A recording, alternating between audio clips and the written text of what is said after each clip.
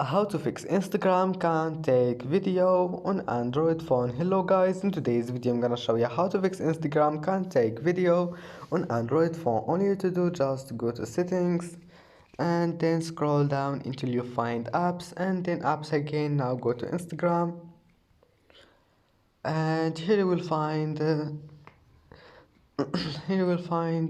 permissions. Click on it, and this one camera, you will find it like that.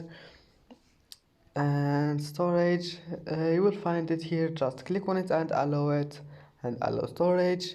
And now just go back and you need to enable this one, microphone. You will find it also here, and click on it and click allow. And then storage, cache, clear it, and then just go back and try again. And if that doesn't fix your problem, just restart your phone and it will be fixed. And that's it for today's video. If you like this video, don't forget like, and see you in the next video.